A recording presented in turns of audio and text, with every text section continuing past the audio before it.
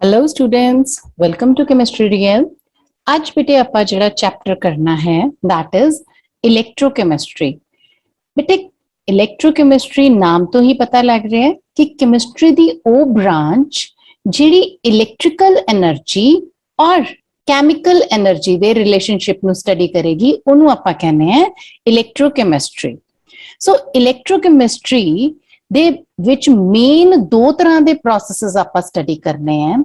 First is electrochemical process and second is electrolytic process. Electrochemical process ਹੁੰਦਾ ਹੈ ਬੇਟੇ ਜਿੱਥੇ केमिकल रिएक्शन दे होने करके इलेक्ट्रिसिटी पैदा होती है। Electricity is produced in a chemical reaction. और इलेक्ट्रोलिटिक प्रोसेस की हुंदा बेटा? यस, जिवें तुसीं अंदाजा लगा ही लिया होना कि इत्थे इलेक्ट्रोकैमिकल प्रोसेस दे विच केमिकल रिएक्शन होई ते बिजली प्रोड्यूस होई। इत्थे की होएगा कि बिजली आपां सप्लाई करांगे, बिजली इस्तेमाल करांगे, इलेक्ट्रिसिटी यूज करांगे ਤਾਂ ਜਾ ਕੇ ਕੈਮੀਕਲ ਰਿਐਕਸ਼ਨ ਹੋਏਗੀ।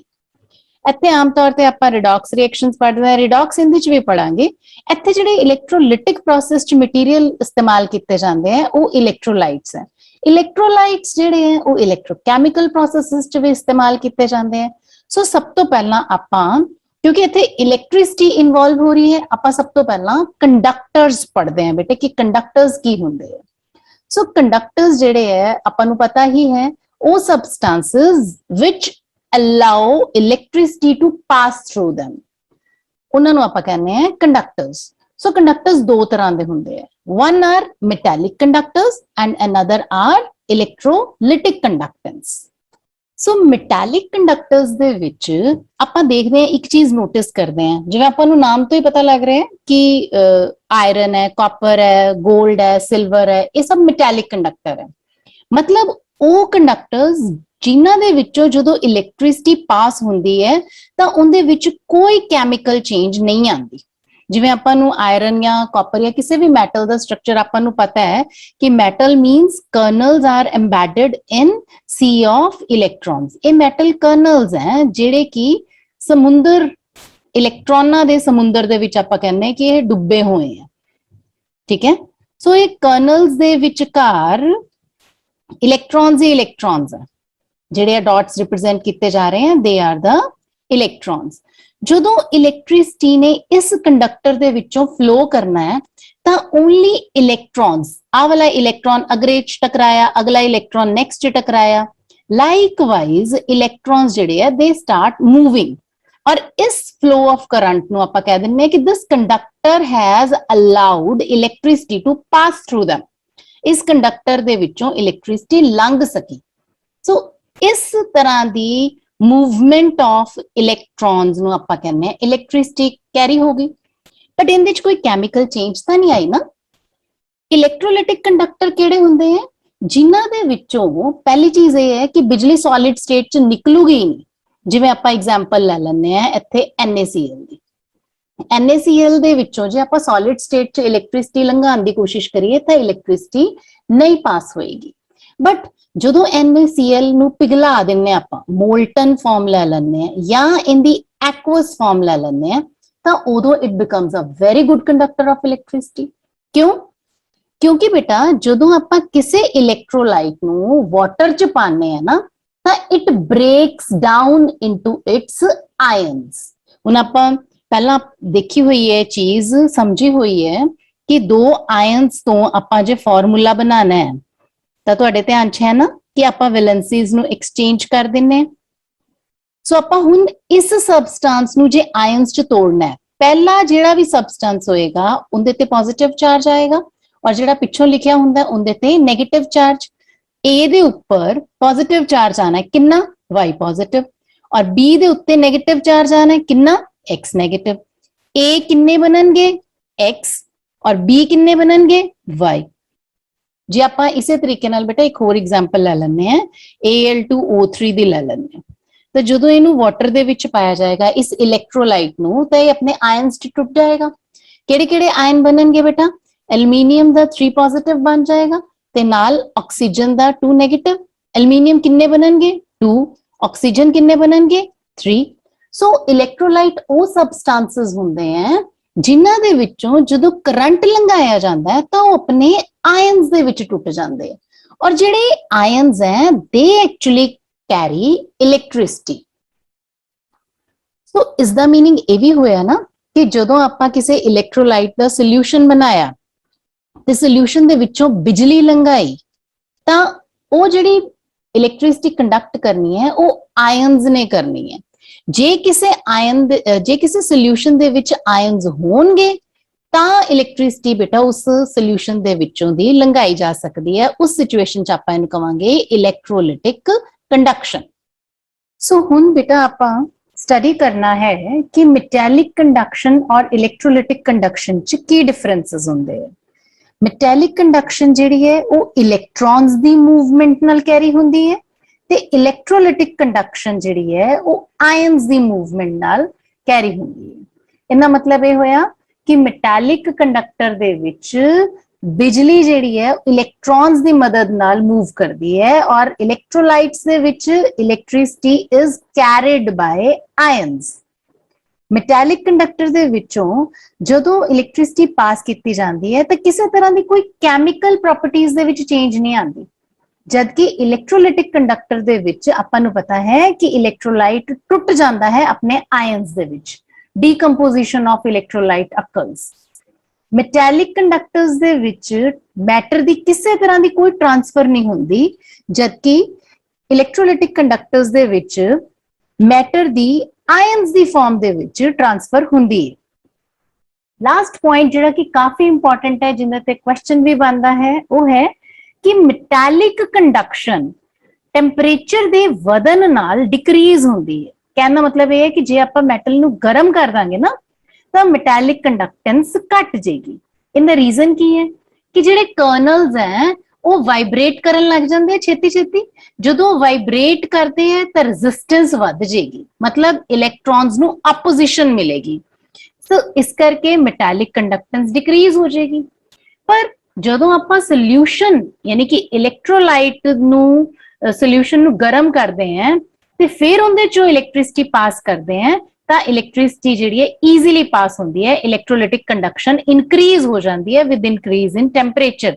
ਉਹਦਾ ਰੀਜ਼ਨ ਕੀ ਹੈ ਕਿ ਆਇਨਸ ਦੇ ਵਿਚਕਾਰ ਬੇਟੇ ਅਟਰੈਕਸ਼ਨ ਔਰ ਰਿਪਲਸ਼ਨ ਚੱਲਦੀਆਂ ਰਹਿੰਦੀਆਂ ਨਾ, ਉਹਨਾਂ ਨੂੰ ਆਪਾਂ ਕਹਿੰਦੇ ਇੰਟਰੈਕਸ਼ਨਸ। ਆਇਨਸ ਦੇ ਵਿਚਕਾਰ ਦੀਆਂ ਇੰਟਰੈਕਸ਼ਨਸ ਘਟ ਜਾਂਦੀਆਂ ਹਾਈ ਟੈਂਪਰੇਚਰ ਤੇ। ਆਇਨਸ ਬੜੀ ਫਾਸਟ ਮੂਵ ਕਰਦੇ ਆ, ਆਇਨਸ ਦੀ ਮੋਬਿਲਿਟੀ ਵੱਧ ਜਾਂਦੀ ਹੈ, ਜਿਸ ਕਰਕੇ ਅਸੀਂ ਕਹਿੰਦੇ ਹਾਂ ਕਿ electrolytic conduction increases with increase in temperature. Next is classification of electrolyte. मतलब electrolyte किन्ने तरह दे हुंदे हैं? Electrolyte बेटा दो तरह दे हुंदे हैं, strong electrolyte ते weak electrolyte. ਜਿਹੜੇ electrolyte solution ਚ ਪਾਏ ਜਾਣ ਤੇ dissolve ਕਰਨ ਤੇ completely dissociate ਹੋ ਜਾਂਦੇ ਆ ਆਪਣੇ ions ਦੇ ਵਿੱਚ, ਉਹਨਾਂ ਨੂੰ ਆਪਾਂ ਕਹਿੰਦੇ ਆ strong electrolyte. For example, NaCl, HCl. ਔਰ ਜਿਹੜੇ ਇਲੈਕਟ੍ਰੋਲਾਈਟ ਕੰਪਲੀਟਲੀ ਡਿਸੋਸੀਏਟ ਨਹੀਂ ਹੁੰਦੇ ਉਹਨਾਂ ਨੂੰ ਆਪਾਂ ਕਹਿੰਦੇ ਆ weak electrolyte. For example acetic acid ਹੈ, HCN ਹੈ। ਇੱਥੇ ਬੇਟੇ ਆਪਾਂ ਡਿਗਰੀ ਆਫ ਡਿਸੋਸੀਏਸ਼ਨ ਸਮਝਦੇ ਆ, ਫਿਰ ਆਪਾਂ ਨੂੰ ਗੱਲ ਕਲੀਅਰ ਹੋ ਜਾਏਗੀ। ਦੇਖੋ ਜੇ ਆਪਾਂ ਸਪੋਜ਼ 100 ਮੋਲੀਕਿਊਲ ਲਿੱਤੇ ਕਿਸੇ ਵੀ ਇਲੈਕਟ੍ਰੋਲਾਈਟ ਦੇ, ਠੀਕ ਹੈ, ਜੇ 100 ਮੋਲੀਕਿਊਲਸ ਨੂੰ ਜਦੋਂ ਪਾਣੀ ਚ ਪਾਇਆ ਤਾਂ 100 ਦੇ 100 ਮੋਲੀਕਿਊਲ ਟੁੱਟ ਕੇ ਆਪਣੇ ਆਇਨਸ ਚ ਕਨਵਰਟ ਹੋ ਗਏ। ठीक है, A पॉजिटिव ते B नेगेटिव इन्ने आयन्स बन गए जे आपां 100 AB लए सीगे। ठीक, हुण अजिहे इलैक्ट्रोलाइट नूं जिहड़ा कंप्लीटली 100% अपने आयन्स च टुट गया ओनू आपां कवांगे स्ट्रॉन्ग इलैक्ट्रोलाइट। बट जे मान लो असीं इत्थे 100 मॉलिक्यूल लिते, उन्हां 100 दे विच्चों केवल 5 जिहड़े है ओही टुटे, बाकी ਜਿਹੜੇ 95 ਹੈ 95 ਹੈ ਉਹ ਅਨਡਿਸੋਸੀਏਟਡ ਰਹਿ ਗਏ। ਇਹ ਜਿਹੇ ਇਲੈਕਟ੍ਰੋਲਾਈਟਸ ਨੂੰ ਅਸੀਂ ਕਵਾਂਗੇ weak electrolyte. So degree of dissociation ਕੀ ਹੁੰਦੀ ਹੈ ਕਿ ਟੋਟਲ ਮੋਲੀਕਿਊਲਸ ਦੇ ਵਿੱਚੋਂ ਕਿੰਨੀ ਫ੍ਰੈਕਸ਼ਨ ਆਫ ਮੋਲੀਕਿਊਲ ਜਿਹੜੀ ਹੈ ਉਹ ਆਪਣੇ ਆਇਨਸ ਚ ਡਿਸੋਸੀਏਟ ਹੋਈ ਹੈ। ਇਹਨੂੰ ਆਮ ਤੌਰ ਤੇ ਆਪਾਂ ਅਲਫਾ ਦੇ ਨਾਲ ਡਿਨੋਟ ਕਰਦੇ ਹਾਂ। ਸਟਰੋਂਗ ਇਲੈਕਟ੍ਰੋਲਾਈਟਸ ਦੇ ਵਿੱਚ ਅਲਫਾ ਟੋਟਲੀ ਇਕੁਅਲ ਟੂ 1 ਹੋਏਗਾ ਜਾਂ ਨੀਅਰਲੀ 1 ਹੋਏਗਾ। ਵੀਕ ਇਲੈਕਟ੍ਰੋਲਾਈਟਸ ਦੇ ਵਿੱਚ ਅਲਫਾ ਹਮੇਸ਼ਾ 1 ਤੋਂ ਘੱਟ ਹੋਏਗਾ। ਨੈਕਸਟ ਹੈ कि किहड़े-किहड़े फैक्टर्स इलैक्ट्रिकल कंडक्टिविटी यानी इलैक्ट्रोलिटिक कंडक्टेंस नू अफेक्ट करदे हैं। कहने का मतलब है कि जदों आपां सोल्यूशन दे विचों इलैक्ट्रिसिटी लंघाउणी है, पास करनी है, तो किहड़े-किहड़े फैक्टर्स उस इलैक्ट्रिकल कंडक्टिविटी नू अफेक्ट करनगे। पहली चीज है नेचर ऑफ इलैक्ट्रोलाइट। इनका मतलब है कि इलैक्ट्रोलाइट वीक है या स्ट्रॉन्ग है, इस चीज से बहुत डिपेंड करता है। ऑब्वियसली ਜਿਹੜਾ स्ट्रॉन्ग इलैक्ट्रोलाइट है वो ज्यादा आयंस प्रोड्यूस करेगा ਤੇ ज्यादा इलैक्ट्रिसिटी कंडक्ट करेगा। ਜਿਹੜਾ वीक इलैक्ट्रोलाइट है वो घट आयंस प्रोड्यूस करेगा ਤੇ ਉਹ घट इलैक्ट्रिसिटी कंडक्ट करेगा। सेकंड पॉइंट आ जाता है nature of solvent and its viscosity. जे ਆਪਾਂ कोई पानी वर्गा सॉल्वेंट लिता, कोई पोलर सॉल्वेंट लिता तो उनदे च ज्यादा आयंस बननगे, ज्यादा कंडक्टिविटी होएगी। पर जे ਆਪਾਂ पानी ਦੀ बजाय कोई बहुत विस्कस गाढ़ा ਆਪਾਂ ਲੈ ਲਿਆ कोई भी सॉल्वेंट ਤਾਂ ਉਹਦੇ ਵਿੱਚ ਬੇਟਾ आयनाइजेशन भी घट जाएगी ਤੇ इलैक्ट्रिकल कंडक्टिविटी भी घट जाएगी। सो थर्ड फैक्टर है size of ions produced and their solvation. ਜਦੋਂ इलैक्ट्रोलाइट अपने आयंस ਚ टूट गया, जे ਤਾਂ छोटे साइज ਦੇ आयन बने हैं ਤਾਂ कंडक्टेंस ज्यादा होएगी, और जे बिग साइज ਦੇ आयन बने हैं ਤਾਂ कंडक्टेंस ऑब्वियसली घट होएगी। Next is concentration of electrolytic solution. Electrolytic solution जे तो स्ट्रॉन्ग इलैक्ट्रोलाइट है, जिन्ना ज्यादा आप कॉन्सनट्रेटेड लै लेने, जिवें जिवें कंसंट्रेशन वधाती, मतलब मोर अमाउंट ऑफ इलैक्ट्रोलाइट आपां सोल्यूशन च पाता तो कंडक्शन वधेगी। पर चाहे वीक इलैक्ट्रोलाइट है चाहे स्ट्रॉन्ग इलैक्ट्रोलाइट है, जिवें जिवें आपां उहनूं डिल्यूट करदे हैं ना, मतलब सपोज आपां एक solution they which water they which NaCl पाता, ठीक है, जे आपां हुण मुड़ के इहनूं डिल्यूट कर रहे हैं सोल्यूशन नूं by addition of more water to it, होर पानी इहदे च पाई जांदे हैं, डिल्यूट होई जा रहे हैं, तो असीं देखदे हैं जिद्दां जिद्दां असीं इहनूं डिल्यूट कर रहे हैं ना, उस तरह कंडक्टेंस जिहड़ी है वधदी है। ਇਹ कंडक्टेंस वीक इलैक्ट्रोलाइट के केस च ज्यादा ਵਧੇਗੀ स्ट्रॉन्ग च भी, बट थोड़ी ਵਧਦੀ है, पर वीक के केस च काफी ज्यादा वध जाती है।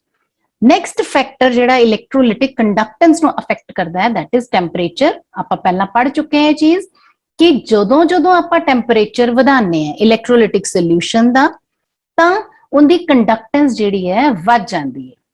सो कंडक्टेंस वधन दा रीजन की है कि इंटरैक्शन बिटवीन दी आयंस ਉਹ ਜਿਹੜੀ ਹੈ ਉਹ ਘਟ ਜਾਂਦੀ ਹੈ, ਠੀਕ ਹੈ। ਸੋ ਇਹ ਚੀਜ਼ ਨੂੰ ਤੁਸੀਂ ਧਿਆਨ ਚ ਰੱਖਣਾ ਹੈ ਕਿ ਜਿਸ ਤਰ੍ਹਾਂ ਆਇਨ ਦੀ ਸਪੀਡ ਵਧੇਗੀ, मतलब उनकी इंटरैक्शन बाकी आयंस दे नाल घटेगी, उस तरीके नाल इलैक्ट्रोलिटिक कंडक्टेंस जिहड़ी है वो ਵਧੇਗੀ। Now we will try to understand electrolytic conduction in a better way। बेटा ਜਦੋਂ ਆਪਾਂ ਕਿਸੇ ਸੋਲੂਸ਼ਨ ਦੇ ਵਿੱਚੋਂ ਇਲੈਕਟ੍ਰਿਸਿਟੀ ਪਾਸ ਕਰਦੇ ਹਾਂ ਤਾਂ ਉਹ ਕੰਡਕਟੈਂਸ ਵੀ ਓਮਸ ਲਾਅ ਨੂੰ ਫੋਲੋ ਕਰਦੀ ਹੈ। ਜਿਵੇਂ ਆਪਾਂ ਮੈਟੈਲਿਕ ਕੰਡਕਟਰਸ ਦੇ ਵਿੱਚ ਤਾਂ ਫਿਜ਼ਿਕਸ ਦੇ ਵਿੱਚ ਪੜ੍ਹੇ ਆ ਨਾ ਛੋਟੀਆਂ ਕਲਾਸਿਸ ਦੇ ਵਿੱਚ ਕਿ ਓਮਸ ਲਾਅ ਜਿਹੜਾ ਹੈ ਉਹ ਇਲੈਕਟ੍ਰਿਸਿਟੀ ਦਾ ਇੱਕ ਇੰਪੋਰਟੈਂਟ ਰੂਲ ਹੈ, ਲਾਅ ਹੈ। ਜਦੋਂ ਕਿਸੇ ਸੋਲੂਸ਼ਨ ਦੇ ਵਿੱਚ ਆਪਾਂ पोटेंशियल डिफरेंस जिहड़ा अप्लाई करते हैं, जिन्ना पोटेंशियल डिफरेंस होएगा उसदे डायरेक्टली प्रोपोर्शनल करंट जिहड़ा है उस सोल्यूशन दे विचों दी फ्लो करेगा। So V is directly proportional to I, और आपां इहनूं कह सकते हैं V is equal to IR। R की हुंदी है बेटा रेजिस्टेंस। रेजिस्टेंस दी आपां डेफिनेशन हुणे समझदे हैं। इलैक्ट्रोलिटिक कंडक्टेंस दे विच कुछ बेसिक टर्म्स जिहड़ियां इस्तेमाल कीतियां जांदियां हैं, उन्हां दे विचों पहली टर्म है रेजिस्टेंस। रेजिस्टेंस हुंदी है कि जदों फ्लो ऑफ करंट नूं अपोजिशन मिलदी है, ऑब्स्ट्रक्शन मिलदी है, तो इस ऑपोजिशन नूं कहा जांदा है, इस ऑब्स्ट्रक्शन नूं कहा जांदा है रेजिस्टेंस। किसी भी कंडक्टर की जिहड़ी रेजिस्टेंस है वो उनकी लेंथ दे डायरेक्टली प्रोपोर्शनल होएगी और उनकी area of cross section they inversely proportional होएगी। सो आपां ये कह सकते हैं कि L upon A, from 1 and 2 it will be L upon A। सो आपां इहनूं इस प्रोपोर्शनैलिटी नूं जे इक्वैलिटी च चेंज करते हैं तो इत्थे एक नवा सिंबल इंट्रोड्यूस हो गया जिन्हों आपां रो कहने हैं। सो रो की हुंदा है स्पेसिफिक रेजिस्टेंस या इनू रेजिस्टिविटी भी कहा जाता है। रेजिस्टेंस के जिहड़े यूनिट्स हैं ओम है। ओम साइंटिस्ट के नाम दे पिछे ही उनके ऑनर दे विच ही रेजिस्टेंस दे यूनिट्स ओम रखे जाते हैं। सेकेंड टर्म जिहड़ी आपां समझनी है दैट इज रेजिस्टिविटी, जिन्हों आपां स्पेसिफिक रेजिस्टेंस भी कहने हैं। हुण आपां नूं पता है कि रेजिस्टेंस दा फार्मूला हुंदा है resistance is equal to resistivity L upon A। Suppose आपां L जिहड़ी है 1 सेंटीमीटर पुट कर दिए ते एरिया ऑफ क्रॉस सेक्शन भी जिहड़ा 1 सेंटीमीटर स्क्वायर लै लईए तां इत्थे आपां देखांगे 1 अपॉन 1 आ गया। सो रेजिस्टेंस और रेजिस्टिविटी इक्वल हो गईयां। सो आपां इत्थों डिफाइन करना है रेजिस्टिविटी नूं या स्पेसिफिक रेजिस्टेंस नूं। स्पेसिफिक रेजिस्टेंस ਉਹ रेजिस्टेंस ਹੁੰਦੀ ਹੈ ਜਦੋਂ ਕੰਡਕਟਰ ਦੀ ਲੰਬਾਈ 1 ਸੈਂਟੀਮੀਟਰ ਹੋਵੇ ਤੇ ਉਹਦਾ area of cross section 1 centimetre Square ਹੋਵੇ। ਤਾਂ ਆਪਾਂ ਇਹਨਾਂ ਦੇ ਹੁਣ ਯੂਨਿਟਸ ਦੇਖੀਏ ਕੀ ਬਣਨਗੇ। ਸੋ ਜੇ ਆਪਾਂ ਇਸ ਫਾਰਮੂਲੇ ਤੋਂ ਰੈਜ਼ਿਸਟਿਵਿਟੀ ਦੀ ਡੈਫੀਨੇਸ਼ਨ ਕੱਢਣੀ ਹੋਵੇ ਫਾਰਮੂਲਾ ਕੱਢਣਾ ਹੋਵੇ ਤੇ ਇੱਥੇ ਆਪਣੇ ਕੋਲੇ RA upon L ਆ ਜਾਏਗਾ। यूनिट्स पुट करो। R ਦੇ यूनिट्स ਹੁੰਦੇ ਹੈ ओम, एरिया ਦੇ यूनिट होंगे सेंटीमीटर स्क्वायर अपॉन सेंटीमीटर। सो इनके नाल ये कटिया जाएगा। सो ओम सेंटीमीटर जिहड़े है वो रेजिस्टिविटी दे यानी स्पेसिफिक रेजिस्टेंस दे यूनिट्स बन जाएंगे। नेक्स्ट टर्म आंदी है अपने कोले कंडक्टेंस। रेजिस्टेंस दा रेसिप्रोकल कहलांदा है कंडक्टेंस। कंडक्टेंस ਨੂੰ ਆਪਾਂ G ਦੇ ਨਾਲ ਡਿਨੋਟ ਕਰਦੇ ਹਾਂ। ਸੋ G is equal to 1 upon R और G ਦੇ ਯੂਨਿਟਸ ਕੀ ਬਣ ਜਾਣਗੇ ओम इनवर्स।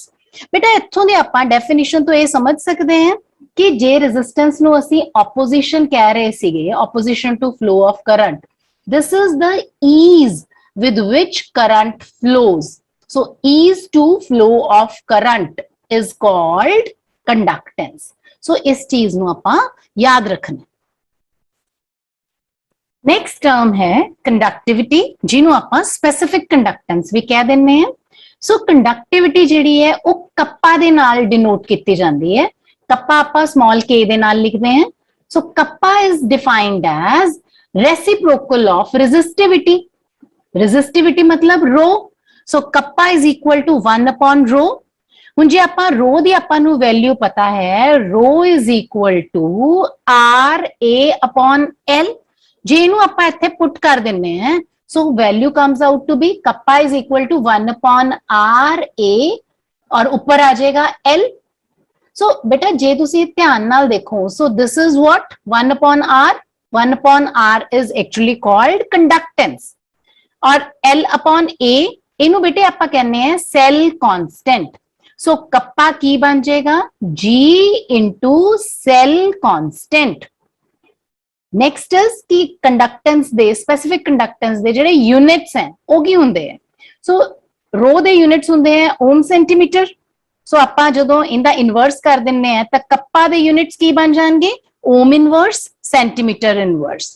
जे ध्यान नाल इहनूं सोचदे हैं ना बेटा तो सॉल्यूशंस दे विच असीं ये चीज कह सकदे हैं कि जे लेंथ जिहड़ी है 1 सेंटीमीटर है ते area of cross section 1 centimetre square है ਤਾਂ ਉਹਨਾਂ ਦੇ ਵਿਚਕਾਰ ਜਿਹੜਾ ਵੋਲਿਊਮ ਹੈ that is 1 centimetre cube. Cubic centimetre ਮਤਲਬ 1 cc ਜਿਹਨੂੰ ਆਪਾਂ 1 ml ਵੀ ਕਹਿ ਦਿੰਦੇ ਹਾਂ। ਸੋ ਕਿਸੇ 1 ml ਸੋਲਿਊਸ਼ਨ ਦੀ ਜੋ ਕੰਡਕਟੈਂਸ ਹੈ ਉਹਨੂੰ ਆਪਾਂ ਕਹਿੰਦੇ ਆ conductivity.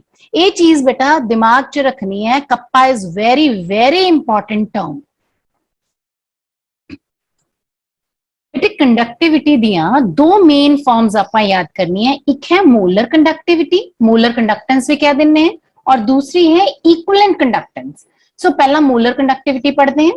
Molar conductivity is defined as conducting power of all the ions produced by dissolving 1 mole of electrolyte in the solution. What does it mean? कि जदों असी 1 मोल इलेक्ट्रोलाइट नू सोल्यूशन च घोलिया तो जिन्ने आयंस प्रोड्यूस होए उन्हां सारे आयंस दी जिहड़ी कंडक्टिंग पावर है उन्होंने आपां कहांगे मोलर कंडक्टिविटी। और इनू आपां लैम्डा एम यानी कि लैम्डा एम दे नाल रिप्रेजेंट करते हैं। मोलर कंडक्टेंस जिहड़ी है स्पेसिफिक कंडक्टेंस दे नाल इस रिलेशन दे नाल रिलेटेड हुंदी है। Lambda M is equal to kappa upon concentration in molarity और इनू आपां ultimately lambda M is equal to kappa into 1000 upon C. ਆਪਾਂ ਇਹ ਅੰਡਰਸਟੈਂਡ ਕਰਨ ਦੀ ਕੋਸ਼ਿਸ਼ ਕਰਦੇ ਹਾਂ ਕਿ ਆ ਕਿਸ ਤਰ੍ਹਾਂ ਆ ਗਿਆ ਬੇਟਾ ਇੱਥੇ। ਇਸ ਦੇ ਲਈ ਆਪਾਂ ਕੀ ਕਰਦੇ ਹਾਂ ਕਿ ਆਪਾਂ ਇਲੈਕਟ੍ਰੋਲਾਈਟ ਸੋਲੂਸ਼ਨ ਦਾ 1 cc ਯਾਨੀ ਕਿ ਕਿਊਬਿਕ ਸੈਂਟੀਮੀਟਰ ਲੈ ਲੈਂਦੇ ਆ ਤੇ ਉਹਨੂੰ ਆਪਾਂ ਦੋ ਇਲੈਕਟ੍ਰੋਡਸ ਦੇ ਵਿਚਕਾਰ ਰੱਖ ਦਿੰਨੇ ਆ। ਇਲੈਕਟ੍ਰੋਡਸ ਦੇ ਵਿਚਕਾਰ ਦੀ ਦੂਰੀ ਹੈ 1 ਸੈਂਟੀਮੀਟਰ ਔਰ ਇਲੈਕਟ੍ਰੋਡਸ ਦਾ ਜਿਹੜਾ ਏਰੀਆ ਆਫ ਕ੍ਰਾਸ ਸੈਕਸ਼ਨ ਹੈ 1 ਸੈਂਟੀਮੀਟਰ ਸਕੁਆਇਰ।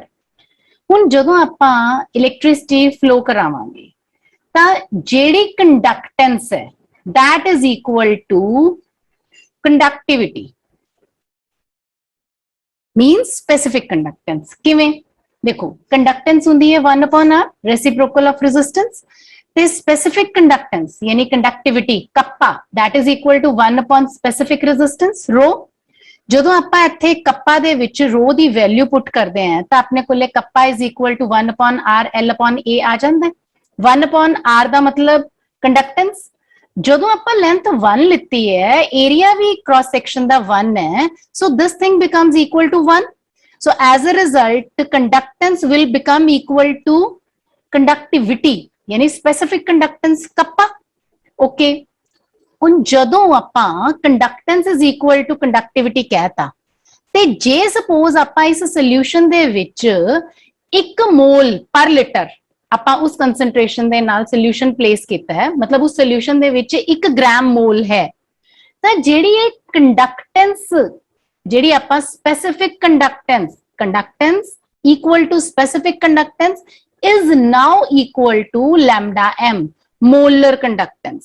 ਇਸ ਸਮੇਂ ਆਪਾਂ ਕੰਡਕਟੈਂਸ ਜਿਹੜੀ ਕਿ ਸਪੈਸਿਫਿਕ ਕੰਡਕਟੈਂਸ ਦੇ ਬਰਾਬਰ ਹੈ ਉਹਨੂੰ ਆਪਾਂ ਮੋਲਰ ਕੰਡਕਟੈਂਸ ਕਵਾਂਗੇ। ਕਹਿਣ ਦਾ ਮਤਲਬ ਇਹ ਹੈ ਕਿ molar ਕੰਡਕਟੈਂਸ 1 mall ion 1 mall electrolyte ਦੁਆਰਾ ਪ੍ਰੋਡਿਊਸ ਕੀਤੇ ਗਏ ਆਇਨਸ ਦੇ ਟੋਟਲ ਕੰਡਕਟਿੰਗ ਪਾਵਰ ਹੈ ਜਦੋਂ ਵੋਲਿਊਮ ਜਿਹੜਾ ਹੈ 1 ਸੈਂਟੀਮੀਟਰ ਕਿਊਬ ਬਣ ਗਿਆ। ਓਕੇ ਹੁਣ ਮੰਨ ਲਓ ਆਪਾਂ ਇਸ ਸਿਚੁਏਸ਼ਨ ਦੇ ਵਿੱਚ ਡਾਇਲੂਸ਼ਨ ਕਰ ਦਿੰਨੇ ਆ ਤੇ ਵੋਲਿਊਮ ਜਿਹੜਾ 100 cc ਬਣਾ ਦਿੰਨੇ ਆ ਤਾਂ ਹੁਣ ਜਿਹੜੀ ਕੰਡਕਟੈਂਸ ਜਿਹੜੀ ਆਪਾਂ ਸਪੈਸਿਫਿਕ ਕੰਡਕਟੈਂਸ ਦੇ ਬਰਾਬਰ ਕਹਿ ਰਹੇ ਸੀਗੇ ਜਿਹੜੇ ਕਿ ਲੈਮਡਾ m for 1 cc ਹਰ 1 ਸੈਂਟੀਮੀਟਰ ਕਿਊਬ ਦੀ ਜਿਹੜੀ ਕੰਡਕਟੈਂਸ ਆ ਉਹਨੂੰ ਆਪਾਂ ਮੋਲਰ ਕੰਡਕਟੈਂਸ ਕਹਿ ਰਹੇ ਹਾਂ ਨਾ। ਜਦੋਂ ਹੁਣ ਆਪਾਂ ਵੋਲਿਊਮ ਵਧਾ ਕੇ 100 cc ਕਰਤਾ ਹੈ ਤਾਂ ਜਿਹੜੀ ਲੈਮਡਾ m ਹੈ ਉਹ ਸਪੈਸਿਫਿਕ ਕੰਡਕਟੈਂਸ ਦੇ 100 ਟਾਈਮਸ ਹੋ ਜਾਏਗੀ ਕਿਉਂਕਿ ਸਪੈਸਿਫਿਕ ਕੰਡਕਟੈਂਸ ਮੀਨਸ 1 ਸੈਂਟੀਮੀਟਰ ਕਿਊਬ ਦੀ ਕੰਡਕਟੈਂਸ। ਜਦੋਂ ਆਪਾਂ ਹੁਣ 100 ਸੈਂਟੀਮੀਟਰ ਕਿਊਬ ਕਰਤੇ 100 cc ਕਰਤੇ ਤਾਂ ਲੈਮਡਾ m ਜਿਹੜੀ ਹੈ ਉਹ 100 ਟਾਈਮਸ k ਹੋ ਜਾਏਗੀ। ਓਕੇ ਮੰਨ ਲਓ ਅਸੀਂ 20 ਟਾਈਮਸ ਡਿਲੂਸ਼ਨ ਕਰਤੀ ਜਿਹੜਾ ਵੋਲਿਊਮ ਹੈ ਉਹ ਅਸੀਂ cc's ਦੇ ਵਿੱਚ 20 ਵੋਲਿਊਮ ਲੈ ਲਿਆ। ਹੁਣ 20 ਵੋਲਿਊਮ ਜਿਹੜਾ ਹੈ that is containing actually 1 mole ਠੀਕ ਹੈ। ਹੁਣ ਜਿਹੜੀ ਕੰਸੈਂਟ੍ਰੇਸ਼ਨ ਹੈ ਮੋਲਸ ਪਰ ਲੀਟਰ ਚ ਹੁੰਦੀ ਹੈ ਸਪੋਜ਼ m ਮੋਲਸ ਜਿਹੜੇ ਹੈ 1000 cc ਵੋਲਿਊਮ ਦੇ ਵਿੱਚ ਪ੍ਰੈਜ਼ੈਂਟ ਹੈ। ਮੰਨ ਲਓ 5 ਮੋਲ 6 ਮੋਲ ਕੁਝ ਵੀ ਮੋਲੈਰਿਟੀ m ਮੋਲਸ ਲੈ ਲੇ ਕਿ ਇੰਨੇ ਮੋਲਸ ਜਿਹੜੇ ਹੈ 1 ਲੀਟਰ ਦੇ ਵਿੱਚ ਯਾਨੀ 1000 cc ਦੇ ਵਿੱਚ ਪ੍ਰੈਜ਼ੈਂਟ ਹੈ ਤਾਂ 1 ਮੋਲ ਕਿੰਨੇ ਵੋਲਿਊਮ ਚ ਪ੍ਰੈਜ਼ੈਂਟ ਹੋਏਗਾ 1000 upon m।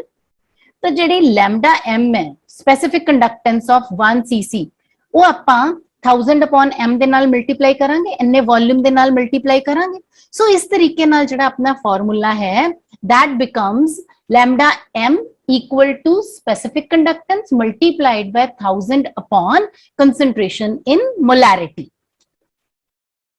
lambda m ਦੇ ਯੂਨਿਟਸ ਕੀ ਹੋਣਗੇ lambda m ਦੇ ਯੂਨਿਟਸ ਜੇ ਆਪਾਂ k ਦੇ ਯੂਨਿਟਸ ਪੁੱਟ ਕਰਦੇ ਹਾਂ ਓਮ ਇਨਵਰਸ ਸੈਂਟੀਮੀਟਰ ਇਨਵਰਸ 1000 ਦਾ ਮਤਲਬ ਇੱਥੇ ਕੀ ਹੈ ਬੇਟਾ ਸੈਂਟੀਮੀਟਰ ਕਿਊਬ ਪਰ ਲੀਟਰ ਔਰ ਕੰਸੈਂਟ੍ਰੇਸ਼ਨ ਦਾ ਮਤਲਬ ਮੋਲ ਪਰ ਲੀਟਰ। ਜੇ ਆਪਾਂ ਸਾਰੀਆਂ ਵੈਲਿਊਜ਼ ਇੱਥੇ ਪੁੱਟ ਕਰ ਦਈਏ ਯੂਨਿਟਸ ਦੀਆਂ ਤਾਂ ਕੈਲਕੂਲੇਸ਼ਨ ਲਗਾ ਕੇ ਆਪਣੇ ਕੋਲੇ ਓਮ ਇਨਵਰਸ ਨੂੰ ਆਪਾਂ ਕਹਿੰਦੇ ਆ SI ਦੇ ਵਿੱਚ ਸਾਈਮਨਸ ਤੇ ਇੱਥੇ ਅਸੀਂ ਦੇਖ ਸਕਦੇ ਹਾਂ ਕਿ ਲੀਟਰ ਪਰ ਇਹ ਦੋਨੋਂ ਕੱਟੇ ਗਏ ਟਰਮਸ पर मोल आ गया और सेंटीमीटर्स दे विच centimetre square so final unit की बन गया साइमन सेंटीमीटर स्क्वायर पर मोल। हुण इसे तरीके दे नाल जिवें आपां ये लैम्डा m यानी मोलर कंडक्टेंस कीती है नेक्स्ट टर्म जिहड़ी आपां करनी है दैट इज इक्विवेलेंट कंडक्टिविटी या इक्विवेलेंट कंडक्टेंस और इहनू आपां लैम्डा eq नाल रिप्रेजेंट करदे हैं। सो लैम्डा eq सानू की दसदा है conducting power of all the ions produced by dissolving 1 gram equivalent of electrolyte in solution। Lambda m सानू दसदी सी conducting power of all the ions produced by dissolving 1 mole, ठीक है। सो लैम्डा इक्विवेलेंट आपां नू दसदा है lambda EQ K into 1000 upon concentration. ਹੁਣ ਇੱਥੇ ਕੰਸੈਂਟ੍ਰੇਸ਼ਨ EQ ਕਿਹਨੂੰ ਰਿਪਰੈਜ਼ੈਂਟ ਕਰ ਰਿਹਾ ਹੈ, ਨਾਰਮੈਲਿਟੀ ਨੂੰ। Very good. ਸੋ ਇਹਦੇ ਯੂਨਿਟਸ ਕੀ ਹੋਣਗੇ, ਜਿਸ ਤਰ੍ਹਾਂ ਆਪਾਂ ਲੈਮਡਾ m ਦੇ ਯੂਨਿਟਸ ਕੈਲਕੂਲੇਟ ਕੀਤੇ ਆ ਉਸ ਤਰੀਕੇ ਦੇ ਨਾਲ ਓਮ ਇਨਵਰਸ ਸੈਂਟੀਮੀਟਰ ਸਕੁਆਇਰ ਪਰ ਗ੍ਰਾਮ ਇਕੁਇਵਲੈਂਟ। ਸੋ ਓਮ ਇਨਵਰਸ ਨੂੰ ਲਿਖਤਾ ਸਾइमंस सेंटीमीटर स्क्वायर पर gram equivalent. Now very interesting topic कि how do we measure conductance। Solution ਦੇ ਵਿੱਚ ਬੇਟੇ ਆਪਾਂ ਕੰਡਕਟੈਂਸ ਕਿਵੇਂ ਮੈਜ਼ਰ ਕਰਨੀ ਹੈ, ਇਹਦੇ ਲਈ ਆਪਾਂ ਪਹਿਲਾਂ ਵੀਟਸਟੋਨ ਬ੍ਰਿਜ ਨੂੰ ਸਮਝਦੇ ਹਾਂ। ਵੀਟਸਟੋਨ ਬ੍ਰਿਜ ਜਿਹੜਾ ਹੈ ਕੁਝ ਇਸ ਤਰੀਕੇ ਦਾ ਅਰੇਂਜਮੈਂਟ ਹੈ ਜਿੱਥੇ ਆਪਾਂ 4 ਰੈਜ਼ਿਸਟੈਂਸਸ ਨੂੰ, ਜਿਨ੍ਹਾਂ ਦੇ ਵਿੱਚੋਂ R2 ਜਿਹੜੀ ਰੈਜ਼ਿਸਟੈਂਸ ਹੈ ਇਹ ਅਨਨੋਨ ਹੈ ਔਰ R1 ਰੈਜ਼ਿਸਟੈਂਸ ਇਜ਼ ਵੇਰੀਏਬਲ, ਆਪਾਂ ਇਹਨੂੰ ਚੇਂਜ ਕਰ ਸਕਦੇ ਹਾਂ। R3 ਔਰ R4 ਜਿਹੜੀਆਂ ਨੋਨ ਰੈਜ਼ਿਸਟੈਂਸਸ ਹੈ। ਜਦੋਂ ਆਪਾਂ ਇਸ ਅਰੇਂਜਮੈਂਟ ਦੇ ਵਿੱਚ ਡਿਫਰੈਂਟ ਮਟੀਰੀਅਲਸ ਨੂੰ ਅਰੇਂਜ ਕਰਦੇ ਹਾਂ ਤਾਂ ਇਹਦੀ ਰੈਜ਼ਿਸਟੈਂਸ ਇਸ ਤਰੀਕੇ ਨਾਲ ਐਡਜਸਟ ਕੀਤੀ ਜਾਂਦੀ ਹੈ ਕਿ galvanometer gives no deflection when battery is operated. जो की क्लोज करते हैं ना तो गैल्वेनोमीटर कोई रेजिस्टेंस ना दवे, कोई डिफ्लेक्शन ना दवे। उस टाइम पे ਅਸੀਂ ਇਹ ਦੇਖਦੇ हैं कि R1 और R2 the ratio comes out to be equal to R3 और R4 ਦੀ रेशो। सो इनदे विचों ਆਪਾਂ R2 ਦੀ वैल्यू ਕੱਢ ਲਾਂਗੇ। ਹੁਣ ਜਦੋਂ ਆਪਾਂ ਕਿਸੇ ਸੋਲਿਊਸ਼ਨ ਦੀ ਰੈਜ਼ਿਸਟੈਂਸ ਫਾਈਂਡ ਆਊਟ ਕਰਦੇ ਹਾਂ ਨਾ ਤਾਂ ਇਹਦੇ ਵਿੱਚ ਇੱਕ ਚੀਜ਼ ਦਾ ਧਿਆਨ ਰੱਖਿਆ ਜਾਂਦਾ ਹੈ ਕਿ ਇੱਥੇ ਅਸੀਂ DC current can not be used. So ਆਪਾਂ ਕਿਹੜਾ ਕਰੰਟ ਯੂਜ਼ ਕਰਾਂਗੇ ਇੱਥੇ, ਏਸੀ ਕਰੰਟ। ਜਦੋਂ ਏਸੀ ਕਰੰਟ ਇਸਤੇਮਾਲ ਕਰਦੇ ਹਾਂ ਨਾ ਫਿਰ ਉਦੋਂ galvanometer can not be used. then galvanometer ਦੀ ਜਗ੍ਹਾ ਤੇ ਇੱਥੇ ਹੈਡਫੋਨਸ ਇਸਤੇਮਾਲ ਕੀਤੇ ਜਾਂਦੇ ਹੈ।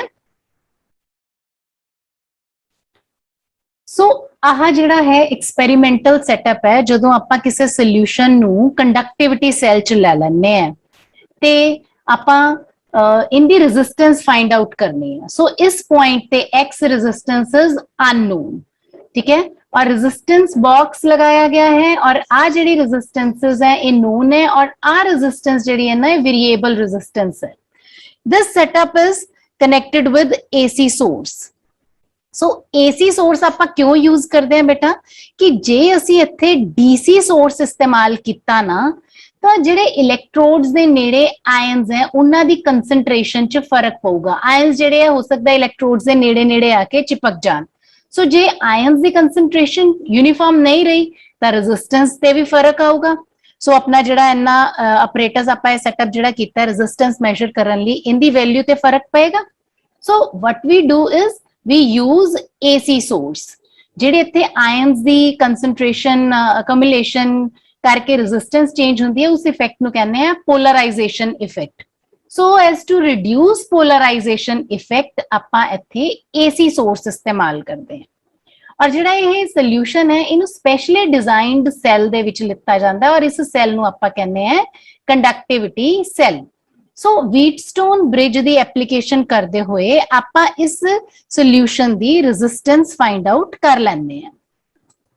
ਜਦੋਂ ਆਪਾਂ ਇੱਕ ਵਾਰੀ ਰੈਜ਼ਿਸਟੈਂਸ ਫਾਈਂਡ ਆਊਟ ਕਰ ਲੈਂਦੇ ਹਾਂ ਤਾਂ ਅਸੀਂ specific resistance easily find out ਕਰ ਸਕਦੇ ਹਾਂ। ਔਰ ਸਪੈਸਿਫਿਕ ਰੈਜ਼ਿਸਟੈਂਸ ਦੇ ਇਨਵਰਸ ਜੇ ਲੈ ਲਈਏ ਤਾਂ ਆਪਣੇ ਕੋਲ ਸਪੈਸਿਫਿਕ ਕੰਡਕਟੈਂਸ ਆ ਜਾਏਗੀ। ਸਪੈਸਿਫਿਕ ਕੰਡਕਟੈਂਸ ਜਿਹੜੀ ਹੈ ਉਹ ਆਪਾਂ ਬਹੁਤ ਵਾਰੀ ਸੈੱਲ ਕਾਂਸਟੈਂਟ ਕੈਲਕੂਲੇਟ ਕਰਨ ਦੇ ਲਈ ਵੀ ਇਸਤੇਮਾਲ ਕਰ ਲੈਂਦੇ ਹਾਂ। ਜੇ ਸਪੈਸਿਫਿਕ ਕੰਡਕਟੈਂਸ ਨੂੰ ਆਪਾਂ ਕੰਡਕਟੈਂਸ ਦੇ ਨਾਲ ਡਿਵਾਈਡ ਕਰ ਦਈਏ ਤਾਂ ਸੈੱਲ ਕਾਂਸਟੈਂਟ ਦੀ ਵੈਲਿਊ ਆ ਜਾਏਗੀ। ਹੁਣ ਬੇਟੇ ਆਪਾਂ ਇਹਨਾਂ ਰਿਲੇਸ਼ਨਸ਼ਿਪਸ ਤੇ ਬੇਸਡ ਕੁਝ ਨੂਮੈਰੀਕਲਸ ਕਰਨੇ ਆ ਜਿਹੜੇ ਐਗਜ਼ਾਮੀਨੇਸ਼ਨ ਪੁਆਇੰਟ ਆਫ ਵਿਊ ਨਾਲ ਕਾਫੀ ਇੰਪੋਰਟੈਂਟ ਹੈ। ਸੋ ਆਵਰ ਫਰਸਟ ਕੁਐਸਚਨ ਇਜ਼ ਕਿ ਰੈਜ਼ਿਸਟੈਂਸ ਜਿਹੜੀ ਹੈ KCl ਸੋਲਿਊਸ਼ਨ ਦੀ ਦਿੱਤੀ ਹੋਈ ਆਪਾਂ ਨੂੰ 1500 ohms, ठीक है। पूछा गया है cell constant, what is the cell constant. J conductivity 0.146 into 10 raised to power -3 है। So conductivity means specific conductance kappa, resistance given है, cell constant is equal to kappa divided by G। ਇਹ formula ਆਪਾਂ ਨੂੰ ਪਤਾ ਹੈ। ਸੋ ਆਪਾਂ ਇਹਦੇ accordingly ਜਦੋਂ ਵੈਲਿਊਜ਼ ਪੁੱਟ ਕਰਾਂਗੇ, ਕੱਪਾ multiplied by resistance, because 1 upon G is equal to resistance, ठीक है। सो मल्टीप्लाई किया ते अपने कोले सेल कांस्टेंट आ गया। जिवें मैं तुहानूं हुणे फार्मूलेस च दस रही सी कि जे एक बारी अपने कोले रेजिस्टेंस होवे तां कई बारी आपां सेल कांस्टेंट भी कैलकुलेट कर लैंदे हैं। नेक्स्ट क्वेश्चन इज बेटा this one, conductivity of 0.2 molar KCl solution दित्ती हुई है आपां नूं, आपां इहदी मोलर कंडक्टिविटी कढनी है। So molar conductivity is equal to conductivity multiplied by 1000 upon C, concentration in molarity, ठीक है। So आपां नूं molarity पता है 0.20 है, ते कप्पा दी भी वैल्यू पता है, so we can calculate lambda m। Next question is calculate equivalent conductance। ਇੱਥੇ equivalent conductance ਦੇ ਲਈ ਫਾਰਮੂਲਾ ਆਪਣੇ ਕੋਲੇ ਜਿਹੜਾ ਹੈ ਕੱਪਾ 2000 upon C, C ਜਿਹੜੀ ਹੈ equivalent conductance ਲੈਣੀ ਆਪਾਂ ਇੱਥੇ, ਠੀਕ ਹੈ।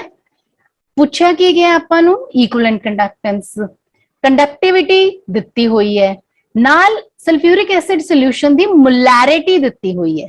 ਸੋ ਆਪਾਂ ਮੋਲੈਰਿਟੀ ਤੋਂ ਨਾਰਮੈਲਿਟੀ ਤੇ ਪਹੁੰਚਣਾ ਹੈ।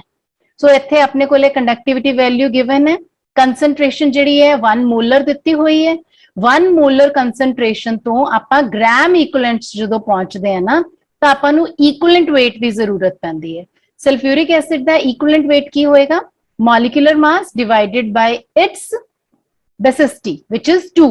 सो 98 डिवाइडेड बाय 2 49 आ गया, और 98 नूं जे आपां 49 नाल डिवाइड करिए तां ग्राम इक्विवेलेंट्स जिहड़े है 2 आ जांदे अपने कोले। सो ग्राम इक्विवेलेंट्स 2 इत्थे पुट करके अपने कोले लैम्डा EQ 1300 दी वैल्यू आ जाती है।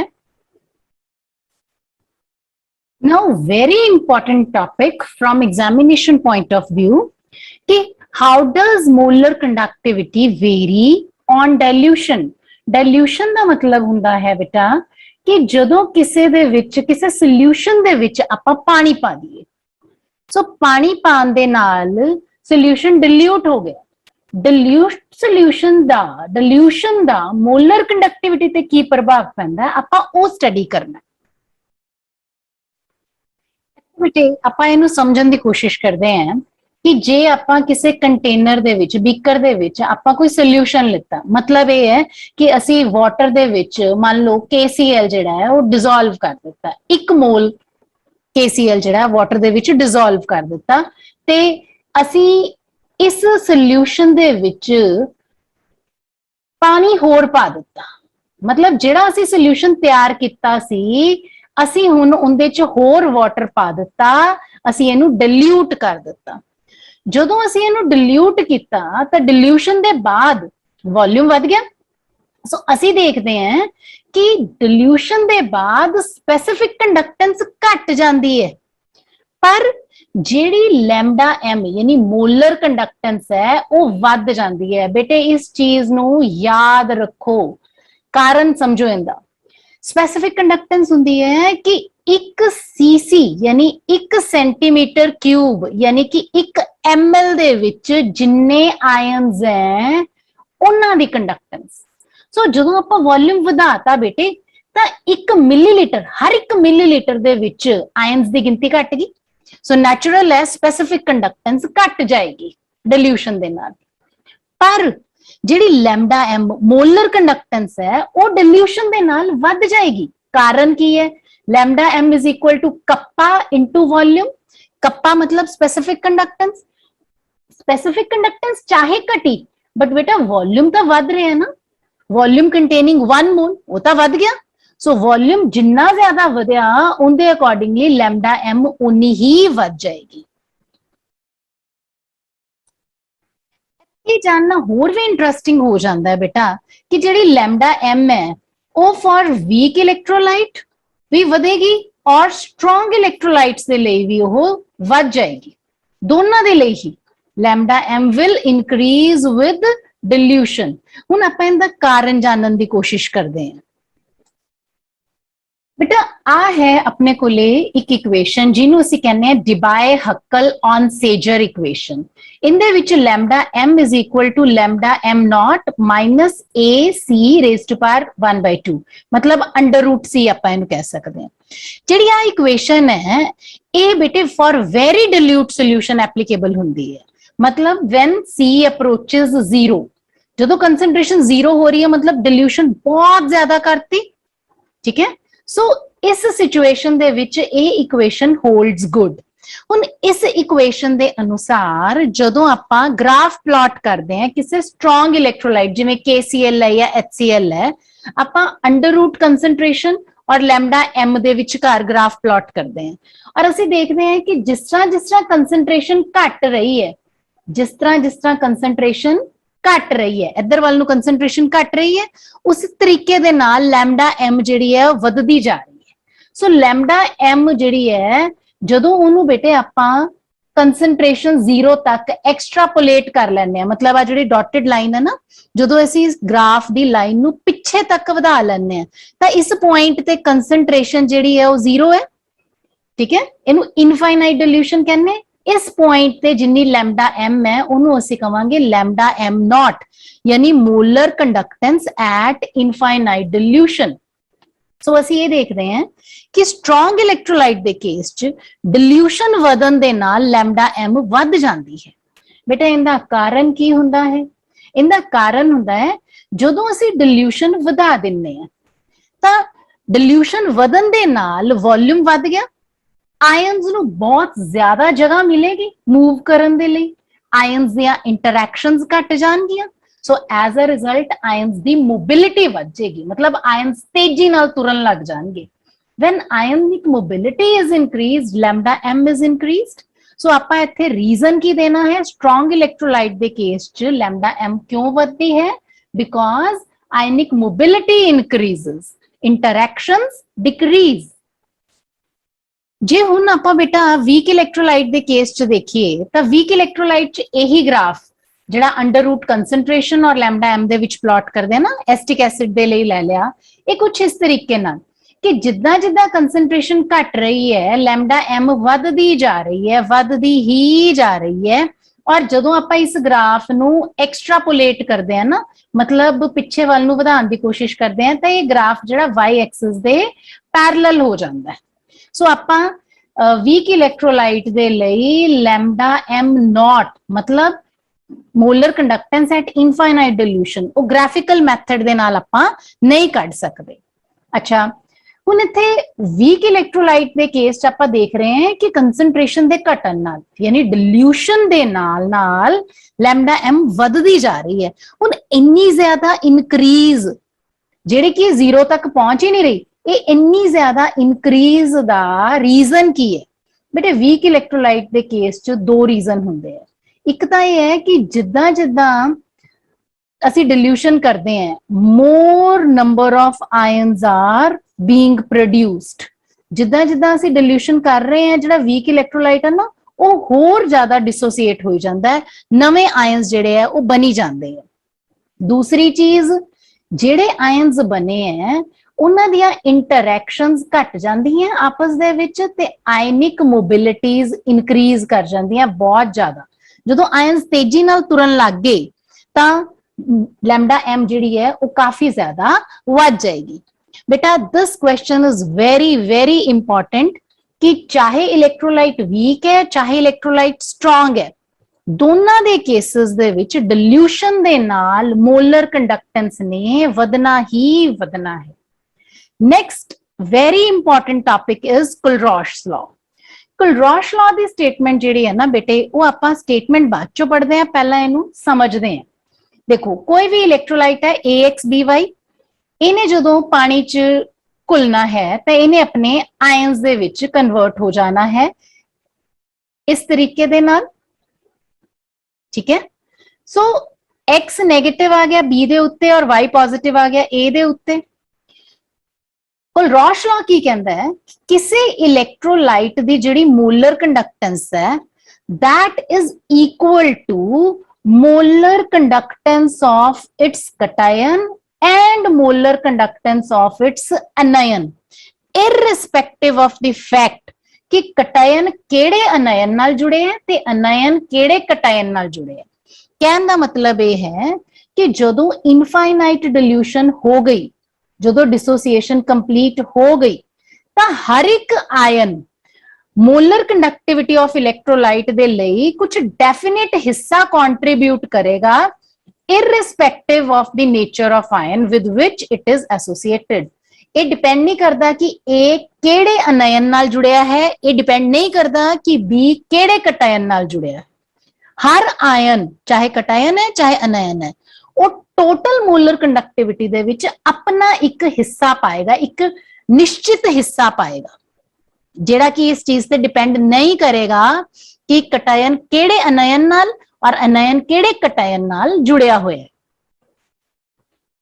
कुलरॉश लॉ दी किहड़ियां-किहड़ियां एप्लीकेशंस हैं, कित्थे-कित्थे असीं कुलरॉश लॉ दी वरतों करदे हैं।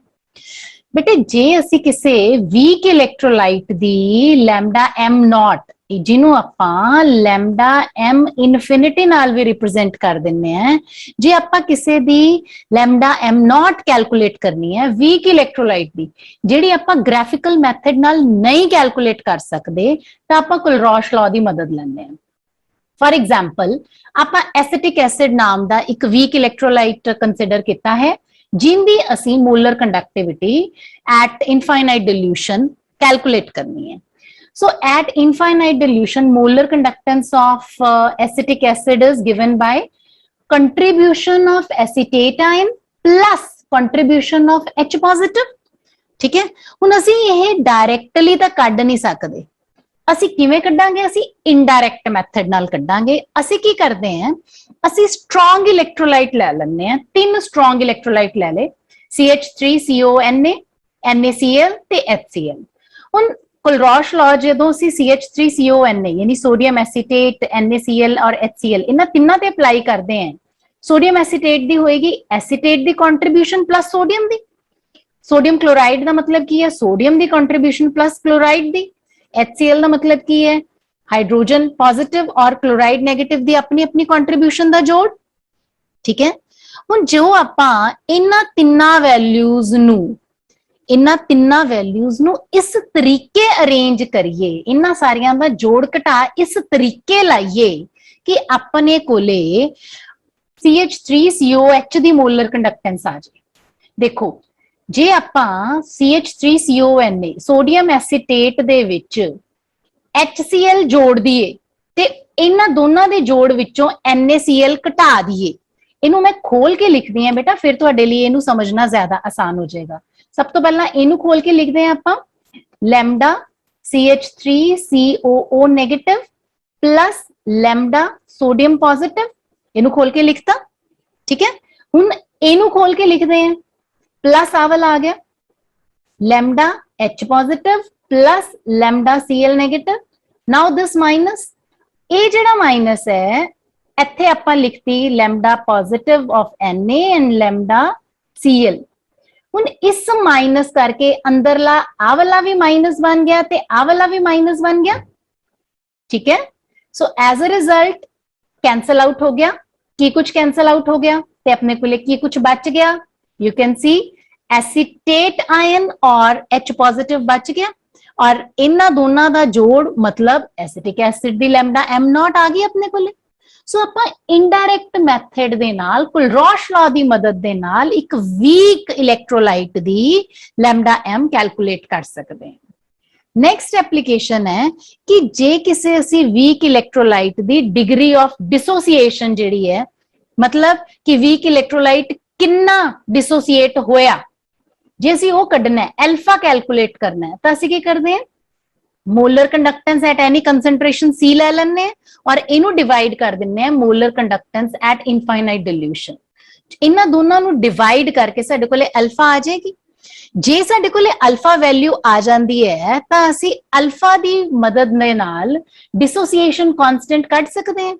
डिसोसीएशन कांस्टेंट +1 च आपां फार्मूला पढ़िया होया C alpha square upon 1 minus alpha. Alpha दी वैल्यू आपां इह वाली पुट कर दांगे। सो अपने कोले वीक इलेक्ट्रोलाइट किन्ना डिसोसीएट हुंदा है और वीक इलेक्ट्रोलाइट दा डिसोसीएशन कांस्टेंट किन्ना है, आपां ਇਹ ਕੱਢ ਸਕਦੇ ਹਾਂ ਕੁਲਰੌਸ਼ ਲਾਅ ਦੀ ਮਦਦ ਦੇ ਨਾਲ। ਨੈਕਸਟ ਐਪਲੀਕੇਸ਼ਨ ਹੈ ਕੁਲਰੌਸ਼ ਲਾਅ ਦੀ ਕਿ ਅਸੀਂ ਸਪੇਅਰਿੰਗਲੀ ਸੋਲਿਊਬਲ ਸਾਲਟਸ ਦੀ ਸੋਲਿਬਿਲਿਟੀ ਵੀ ਕੱਢ ਸਕਦੇ ਹਾਂ। देखो अपने को लैम्डा m वैल्यू जेडी है lambda m nought that is equal to kappa into 1000 upon molar concentration molarity. जे कोई सॉल्ट बहुत घट घुलदा है पानी दे विच स्पेयरिंगली सॉल्यूबल है तो जिन्नी अमाउंट उनकी मोलैरिटी है वो उनकी सॉल्यूबिलिटी दे बराबर होएगी। और इत्थे सॉल्यूबिलिटी तो आपां ये फॉर्मूला इस तरीके नाल आपां इंटरचेंज कर सकते हैं। So we can calculate the solubility of sparingly soluble salt. हुण बेटा कुलरॉश लॉ ते बेस्ड कुछ न्यूमेरिकल्स हैं जो आपां स्टडी करने हैं। पहला है बिल्कुल जिद्दां तुहानूं मैं एग्जाम्पल दे के समझाया सी कि असीं किसी भी वीक इलैक्ट्रोलाइट दी लैम्डा m कैलकुलेट कर सकते हैं एट इनफाइनाइट डिल्यूशन। सो इहदे लई जिद्दां आपां नूं इत्थे दित्ता होया है सोडियम एसीटेट हाइड्रोक्लोरिक एसिड और सोडियम क्लोराइड दियां वैल्यूज दित्तियां होईयां तां आपां यही इक्वेशन जिस तरह मैं तुहानूं हुणे करके दिखाई सी बेटा कि एसिटिक एसिड दी आपां कढनी है सोडियम एसीटेट और HCl दी ऐड कर देवांगे ते उहदे विचों सोडियम क्लोराइड दी माइनस कर देवांगे। सो जदों आपां वैल्यूज ऐड करते हैं तो अपने को आ इक्वेशन बन जाएगी 91.0 प्लस 425.9 माइनस 126.4। सो अपने को एसिटिक एसिड दी लैम्डा m नॉट आ गई। सो इस तरीके दे नाल बेटा तुसी होर न्यूमेरिकल्स भी जिहड़े मैं नोट्स दे विच बेटा तुहानूं दऊंगी तुसी उत्थों दी प्रैक्टिस कर सकदे हो। एंड आई होप कि तुहानूं जिहड़ी इलैक्ट्रोकैमिस्ट्री दी शुरुआत है बेसिक टर्म्स है चाहे resistance conductance specific conductance lambda m lambda eq ते कुलरॉश लॉ ये सारियां अच्छे तरीके नाल समझ लग गईयां होणगीਆਂ। नोट्स तुसी डिस्क्रिप्शन बॉक्स चों ले सकदे हो। So thanks for watching.